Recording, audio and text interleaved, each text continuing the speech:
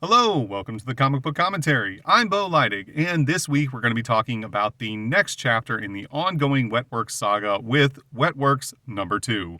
So let's zoom in and take a closer look. First published in August of 1994, we can see here on the cover Colonel Jackson Dane with his newly found symbiote on being attacked by a large vampire, signifying the battle between Team 7 and the Night Tribes, who we've only just found out were even a thing in the Wildstorm universe. So right off the bat, we're just kind of like jumping right into a completely new plot point that prior to Wetworks didn't really exist in the pages of Wildstorm. Willis Portacio, plot and pencils. Brandon Choi, plot and dialogue. Scott Williams, inks. Joe Chiodo, colors. Richard Starkings and Comicraft, letters. If you haven't watched my video on Wetworks number 1, I suggest you do so before watching this one, as this issue picks up roughly 24 hours after the end of the first issue and is a direct continuation of that story. So many of the plot points that happened in that first issue are directly referenced in this issue, and it's probably going to get pretty confusing pretty fast if you haven't watched my video on that first issue yet. We see here that the team is in the middle of a fierce firefight, just strapped to the gills with completely unrealistic firearms that are all like belt-fed pistols and stuff. Where are the belts even leading to? I mean, do they have backpacks with ammo? Some of them maybe, but it doesn't look like all of them. And they're being attacked by hordes of androids and assault robots.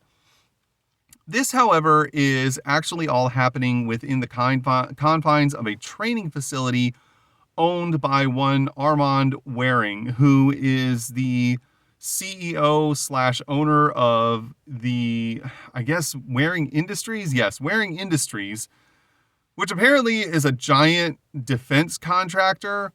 And he's the one responsible for pulling Team 7 out of the fire after they were betrayed by the government, and it was attempted to kill all of them after they went into the facility that was run by the Night Tribes and found the symbiotes, which then bonded to all of the team members, and which is why they're all now gold and have all sorts of new abilities, near invulnerability due to the symbiotes acting as like an armor. And we see here a monologue of Colonel Dane as he's trying to weigh his options. He is actually not inside of the training room with his team. He is observing the team's performance with Mr. Waring.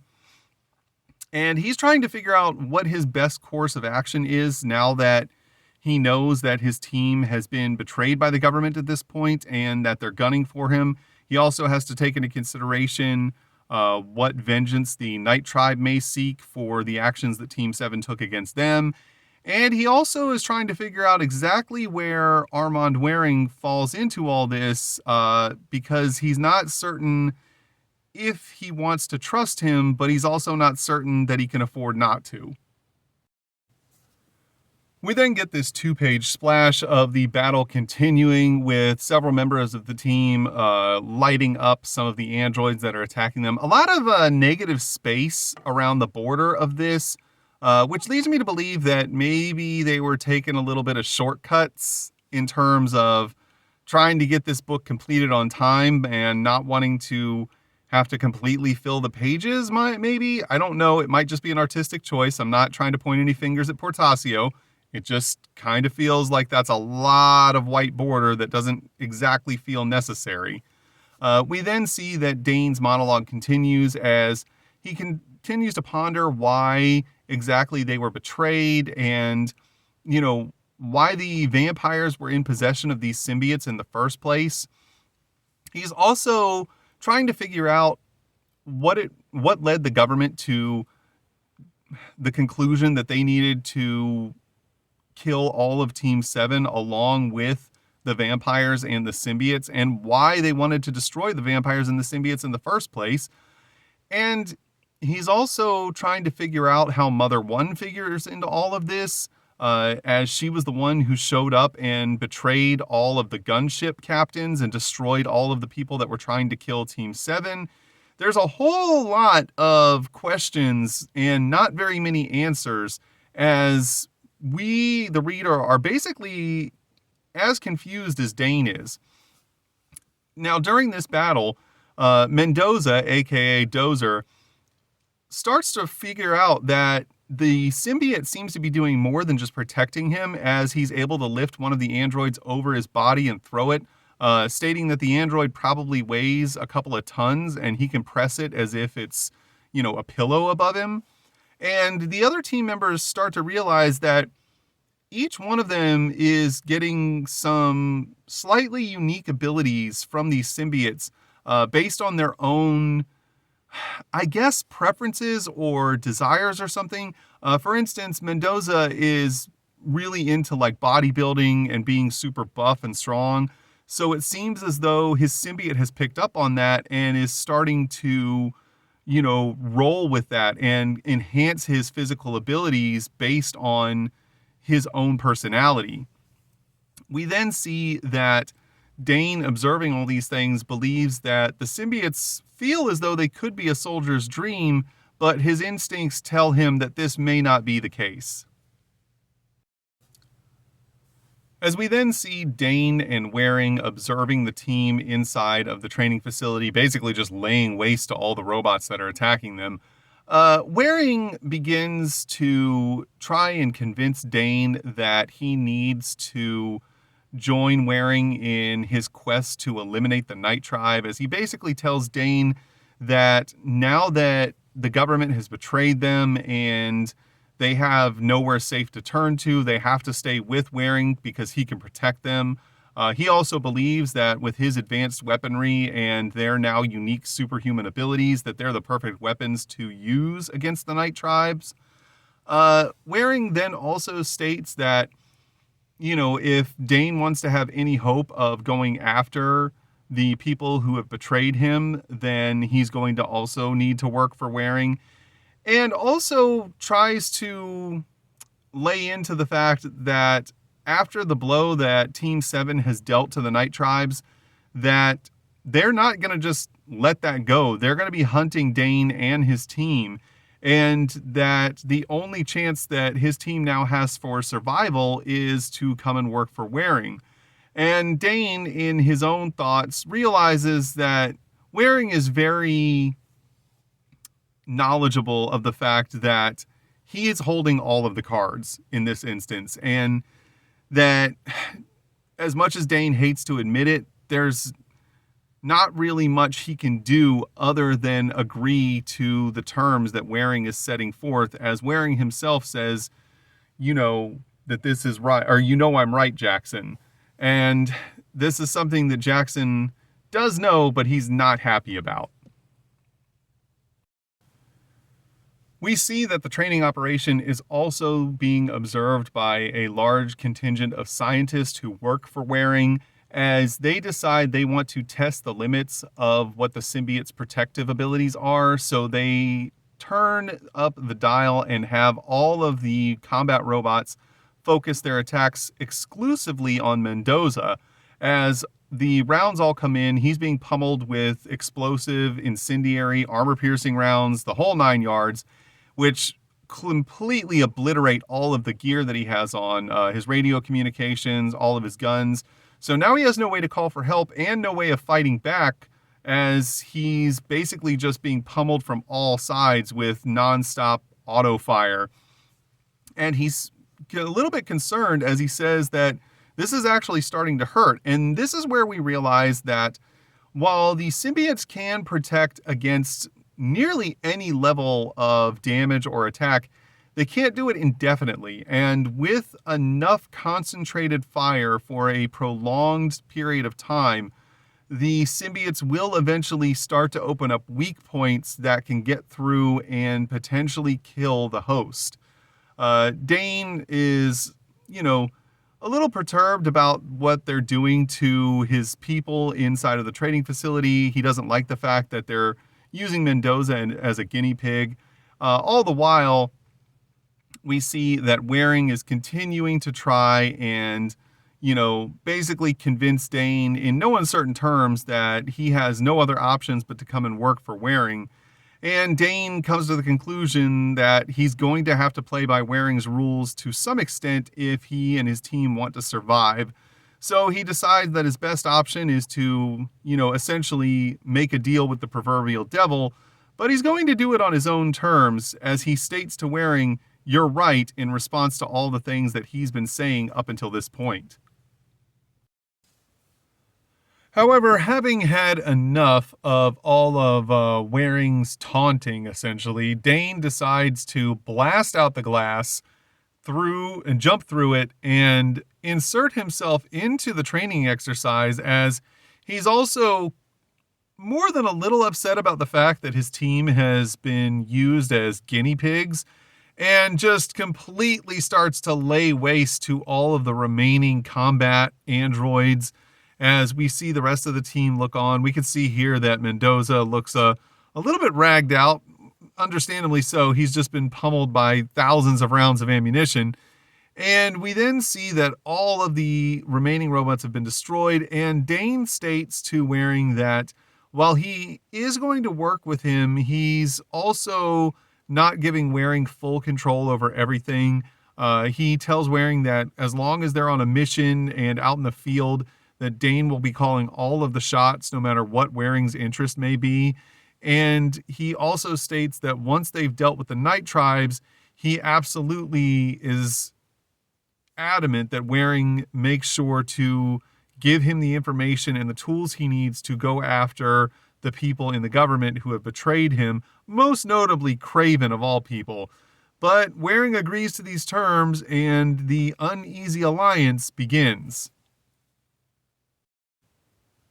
Meanwhile, in New Orleans, of all places, we are transported to the home of the Blood Queen, who is the leader of the Night Tribes. However, her leadership is being challenged by none other than Draken, who we met at the end of the first issue of Wetworks, and he seems to believe that she is failing in her duties as leader of the Night Tribes, and that the Night Tribes should be in a more prominent role than they are, and should be ruling over the world, as, kind of stating that humans are really just kind of like cattle for them, and their time of cowering in the shadows should be over. However, his message is not going over well with the Blood Queen's, I guess, bodyguard, Persephone, who is basically calling out the fact that Draken is essentially just blatantly speaking treason, and offers to kill him on behalf of the Blood Queen. However, she states that this is unnecessary, and that Draken is really nothing more than an annoyance similar to that of a mosquito buzzing around her, and that he reminds her of a silly little German man with a goofy mustache that she once knew in Germany. Persephone, however, is insistent, though, that she believes Draken poses a real threat to her reign. However, the Blood Queen once again brushes this aside, stating that she's faced far greater threats to her reign over the last 500 years than anything that Draken can throw at her, and that, she's just kind of not even worried, doesn't see him as a threat at all, despite the fact that his influence is growing over the Beastmasters, which it's not really explained what the Beastmasters are, but apparently they're some sort of higher-ranking vampires. And she then states that, she's really nothing more of just trying to overcome the, I guess, indignity of the fact that he comes from a tainted bloodline. No offense to Persephone, who apparently also comes from a tainted bloodline, and that she wants to enjoy her bath. However, Persephone then persists, but changes her line of questioning, asking the Blood Queen if she feels it was wise to allow the humans to gain access to the symbiotes. And this is where it starts to get a little bit more, I don't want to say convoluted, but it's getting more confusing in the story now, because we were led to believe that Dane and Team 7 were originally betrayed by the US government. However, there was a point in which we saw thought bubbles from Warren, who stated that he hand chose Team 7 to go on that mission, which kind of leads you to believe that maybe he had a hand in it. However, now we're also finding out that the Blood Queen made a point to make sure that Team 7 gained access to the symbiotes.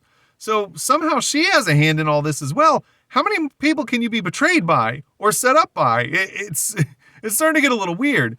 The Blood Queen insists that it was important for the humans to get the symbiotes because apparently, according to the Vampire High Council, none of the vampires are supposed to have these to begin with. So she simply gave them something that never existed, officially, that is. Persephone, though, still believes that, there's a lot of dangers to letting the humans have these symbiotes, and thinks that doing this just to spite Draken was a bad decision. However, the Blood Queen states that this was not to spite anyone, and that she believes that the humans may prove quite useful, especially Dane, her chosen one, who she has apparently had some sort of interest in for the last 6 years.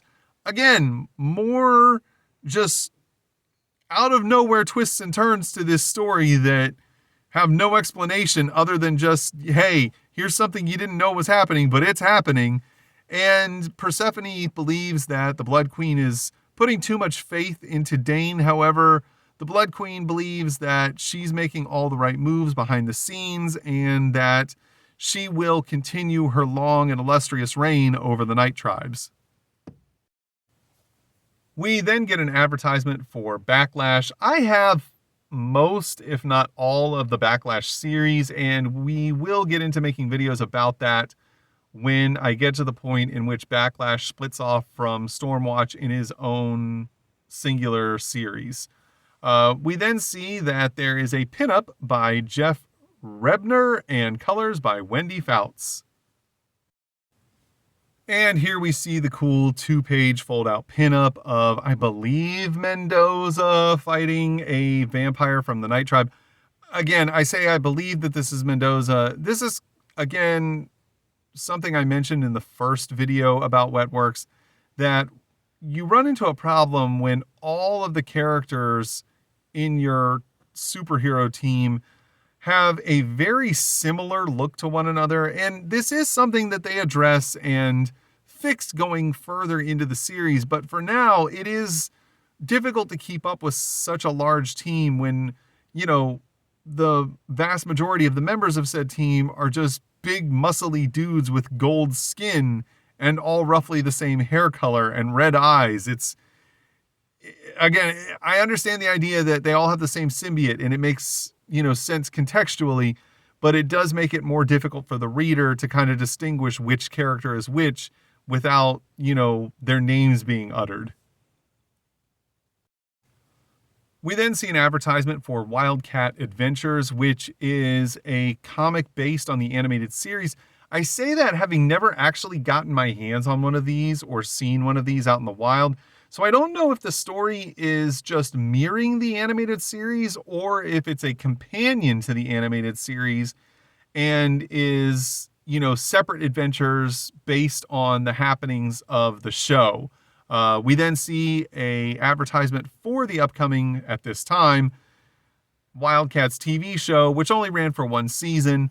I would like to know more about this. If any of you who watch this video happen to see any of the Wildcats Adventures comics and read them or own them, let me know if it was just, like I said, a complete retelling of the animated series, or if they were, standalone issues that complemented the series. We are then teleported to Washington, D.C. at the IO Command Center, where we are introduced to a heated discussion between none other than Craven and Lynch, who are reviewing the footage that they have received back from the mission in the Balkans, showing how all of the soldiers they sent to wipe out any evidence or trace of the enclave that the Night Tribes had and Team 7 have all been defeated. They also realize now that Team 7 is in possession of the symbiotes, and Lynch then tells Craven that he sent a Black Razor assault team in afterwards to try and clean up the mess. However, they found no trace of Dane or the symbiotes. Craven wonders how this is possible, and Lynch tells him it's because they now possess the symbiotes and they were able to get away. They're also made painfully aware of the fact that they've been betrayed by Mother One. Craven then states that they have to go retrieve the symbiotes, and Lynch tells him that that isn't going to be necessary. Craven asks why, and Lynch tells him it's because Dane and his team will be coming for him. Basically stating, they know you betrayed them and now they're going to be out for blood. The odd part about this is that Team 7 was sent on this mission to destroy the facility and the symbiotes inside. So if that was the case, why would they now be trying to reclaim the symbiotes? And also, what was the whole point in taking out Team 7? We have no idea. They could have just sent in the gunships from the get-go and completely leveled the mountain that the Enclave was in. Part of this story feels like it doesn't make sense, and maybe it will when we get into further issues, but right now it seems super convoluted, especially given how many different people are involved in, quote-unquote betraying Team 7. Then we're suddenly teleported to just outside of Dietrich, Maryland, where we're introduced to whoever the hell this is, who is apparently following a military convoy that he believes is going to be hit by the Night Tribes. And lo and behold, it is, as we see two vampires jump out and instantly kill two of the guards who are on motorcycles along with the convoy. They then break in through the back of the truck, killing the people who are driving the truck. Those soldiers are wiped out instantly. We see that there's carnage all over. The soldiers who are remaining are trying their best to guard the item that the convoy is carrying when they are approached by the Beastmaster who accompanies these vampires, who is none other than Drago, the brother of Draken, and he wants to take their cargo off their hands, as it is, as this guy whose name we don't know states, a biological weapon because he can see the biohazard on the tank, the biohazard symbol on the tank. However, there's just one problem with that. It's not a biohazard symbol that's on the tank. It's a radiation symbol, even though this is supposed to be a biological weapon. I don't know if this is because Willis Portacio doesn't know what a biohazard symbol looks like, or if it was just a miscommunication between him and Brandon Choi when they were putting all of the story together for this book. The soldiers who are left are told to surrender and they will be granted a quick death. One of them starts to question if the vampires know what this is and what will happen if they unleash it. One of the other soldiers just says, "Take it, please let us live." However, the vampires state that there's no chance for any of the soldiers getting out of this alive, as we see Drago start to transform and get into a blood frenzy as he becomes his true vampire form. Wasting no time after transforming, we see that the vampires run into action and are making short work of the soldiers. They do their best to try and defend themselves, opening fire on the vampires. However, their guns and weapons have absolutely no effect, as we see all of the gunshots going through the vampire. I believe this is Drago, and it's not doing anything to slow him down. He runs forward and instantly kills one of the soldiers, and then they all begin to feast on the corpses. The man who was following the convoy states that he could have tried to help them. However, even he wasn't powerful enough to stop an entire group of vampires who were in a blood frenzy. And we find out then that this man is part of the Were Nation because, yeah, folks, there's werewolves. Werewolves are also present in this story. There was a whole nation of vampires. Apparently, there's a whole nation of werewolves. We never knew anything about them until Wetworks. And now suddenly it's just like, yep, vampires and werewolves. There's a whole war going on about characters that we didn't even know existed within the pages of Wildstorm. It's just, I'm sorry, but this story is getting more convoluted the further we go into it and the more pages we turn. We are then teleported back to Waring Industries, which, by the way, is in Washington, D.C. So Team 7 is essentially hiding right under Craven and Lynch's noses. And we are brought in on a brief that Mother One is giving to the entirety of Team 7, as she is letting them know that they have discovered that the Night Tribes have stolen this biological agent, and they believe that the intended target is a massive concert that's going to be going on at Madison Square Garden, and that if they release this biological agent, because it infects nearly everyone that it comes into contact with, it has no known cure, and it kills within hours, that it will create an epidemic throughout New York City that will kill no fewer than 2.5 million people. Therefore, she needs Dane and his team to go in and retrieve the biological weapon before it can be released. However, this time around, Dane and the rest of Team 7 will be facing off against frenzied vampire warriors, not just the guards that they dealt with in the Balkans, so it's going to be a lot tougher mission. Dane, of course, accepts this mission because he's, despite not being a soldier, still feels a sense of duty in trying to protect innocent people. And because they have about 10 hours until the concert starts, they're going to sleep for 6 and then use the last 4 to get everything prepared and hopefully be successful in their mission. Also, it's interesting enough, too, that they point out that due to Mother One being a cyborg, she has a very cold, computer-like demeanor, and in fact, her speech is even presented in a somewhat digitized font, almost looking like that of what you would have seen on like old Macintoshes from like the late 80s, early 90s, to try and convey that she has a very computerized type of speaking voice. Dane tries to get some sleep before the mission. However, he finds his sleep to be restless as he once again has a nightmare that he apparently has been having every night for the past 6 years, where he is attacked by a monstrous foe that he cannot possibly hope to defeat, as we see its monster arm come in and smash his face down into the ground and then slash at him, knocking him about. And even with his symbiote, he has nowhere near the strength or durability to stand up against this horrible beast that just has him outclassed at every turn, as he states that he believed that hopefully this time around his symbiote could protect him, but unfortunately it does not seem to be the case. We then see that the beast attacking him is in fact a monster-formed vampire who is far too powerful for him to overcome.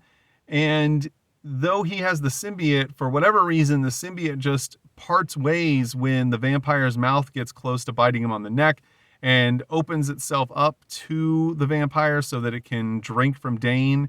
And Dane, once again, totally powerless, unable to do anything about it, and is just completely racked by fear and a feeling of helplessness when his alarm goes off as he's screaming no as he awakes, and then realizes once again that it was just a dream, but he tries to comfort himself and calm himself down, stating to himself once again, this is just a dream, as he realizes that the past 6 years of having this same nightmare have never changed, and we see that the story is to be continued.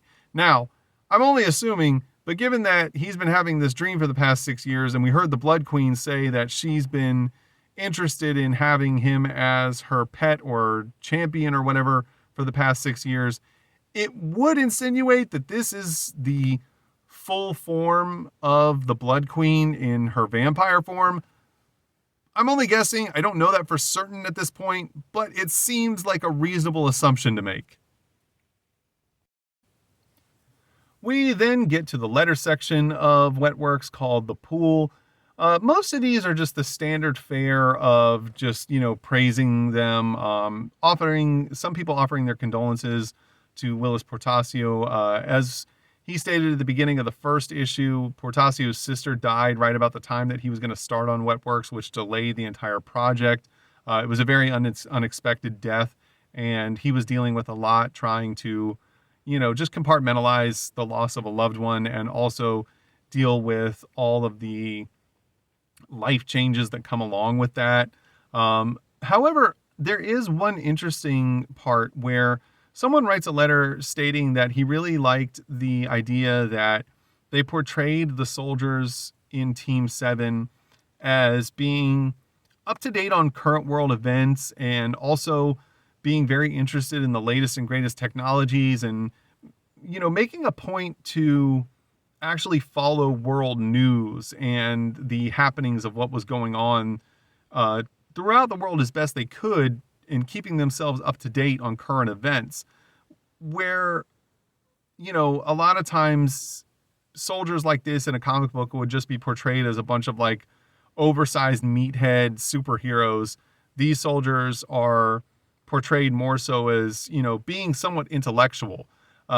And the response to that was that they thanked the person for bringing that up and stated that the heroes in their team were more intellectually developed than the, prima donna whiny superheroes or that wore spandex in some of the other Image titles, which really feels like they're kind of taking a shot at Youngblood in particular. I mean, I don't believe that they'd be taking a shot at Wetworks, as that's another Wildstorm property, or Stormwatch, which is also another Wildstorm property.